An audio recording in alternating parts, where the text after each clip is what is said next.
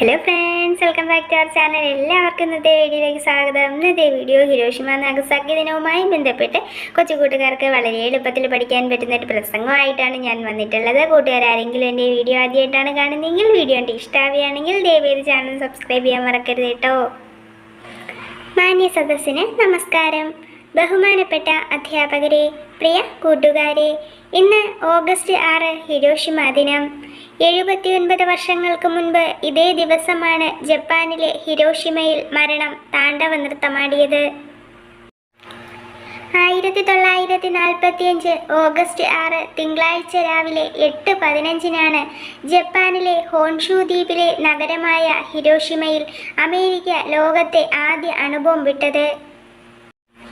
അമേരിക്കയുടെ അണ്വായുധ നിർമ്മാണ പദ്ധതിയായിരുന്ന മാൻഹാട്ടൻ പ്രോജക്റ്റിന്റെ ഭാഗമായി നിർമ്മിച്ച സമ്പുഷ്ട യുറേനിയം ബോംബാണ് ഹിരോഷിമയിൽ പതിച്ചത്. ലിറ്റിൽ ബോയ് എന്നായിരുന്നു ആ ബോംബിന്റെ പേര്. തീനാമ്പുകൾ ജപ്പാനിലെ 7ാമത്തെ വലിയ നഗരമായ ഹിരോഷിമയെ വിഴുങ്ങി.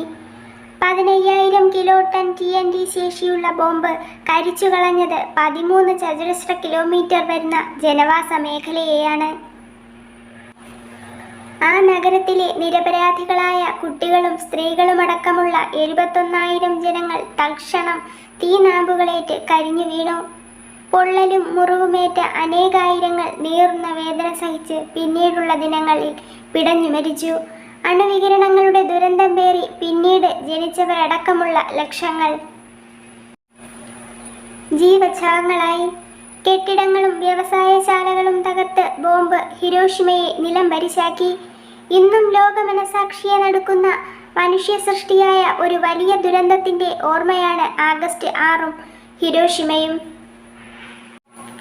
3 ദിവസം കഴിഞ്ഞ് ഓഗസ്റ്റ് 9 അമേരിക്ക ഫാറ്റ്മാൻ എന്ന് പേരിട്ട അണുബോംബ് ജപ്പാനിലെ തന്നെ നാഗസാക്കി നഗരത്തിൽ വീഴ്ത്തി.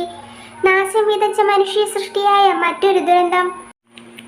2 സ്ഫോടനങ്ങളിലും അതിൽ നിന്നുള്ള റേഡിയേഷൻ മൂലം പിന്നീടുമായി 2,20,000 പേർ മരിച്ചതായാണ് കണക്കുകൂട്ടുന്നത്. 2ാം ലോകയുദ്ധത്തിന്റെ ഭാഗമായാണ് സഖ്യകക്ഷികളിൽപ്പെട്ട അമേരിക്ക യുദ്ധം ജയിക്കാനായി ഇത്തരമൊരു മഹാപാതകം ചെയ്തത്. ഓരോ ഹിരോഷിമ ദിനവും മനുഷ്യരാശിയെ ഓർമ്മിപ്പിക്കുന്നത് യുദ്ധരഹിത ലോകത്തെക്കുറിച്ചാണ്. ഇനിയുമൊരു ലോകമഹായുദ്ധമുണ്ടായാൽ, അണുബോംബ് വർഷമുണ്ടായാൽ അതിനെ അതിജീവിക്കാനുള്ള കരുത്ത് ഈ ലോകത്തിനില്ല. കാരണം പ്രധാന ലോകരാജ്യങ്ങളെല്ലാം തന്നെ ആണവശക്തികളായി കരുത്താർജിക്കാനുള്ള ശ്രമത്തിലാണ്. ഇനിയുമൊരു യുദ്ധം ആസന്നമോ എന്ന ആശങ്ക നിലനിർത്തിക്കൊണ്ട് അവർ പടക്കോപ്പുകൾ നിർമ്മിക്കാനും വാങ്ങിക്കൂട്ടാനുമുള്ള തിടുക്കത്തിലാണ്. അതുകൊണ്ട് തന്നെ ലോക സമാധാനം പുലരേണ്ടതിനായി ഓരോ മനുഷ്യനും പ്രതിജ്ഞയെടുക്കേണ്ട സമയമാണിത്. ഒപ്പം ലോക നന്മയ്ക്കായി നിലകൊള്ളാൻ ശാസ്ത്രത്തിനും കഴിയണം. ഇത്രയും പറഞ്ഞുകൊണ്ട് ഞാൻ എൻ്റെ വാക്കുകൾ നിർത്തുന്നു. നന്ദി, നമസ്കാരം. ഇന്നത്തെ വീഡിയോ എല്ലാ കൊച്ചുകൂട്ടുകാർക്കും ഉപകാരപ്പെട്ട് കാണുമെന്ന് പ്രതീക്ഷിക്കുന്നു. വീഡിയോ ഇഷ്ടമായാൽ തീർച്ചയായിട്ടും ലൈക്ക് ചെയ്യാനും നിങ്ങളുടെ ഫ്രണ്ട്സിനൊക്കെ ഒന്ന് ഷെയർ ചെയ്ത് കൊടുത്ത് ദയവേത് ചാനൽ സബ്സ്ക്രൈബ് ചെയ്യാനും ആരും മറക്കരുത് കേട്ടോ.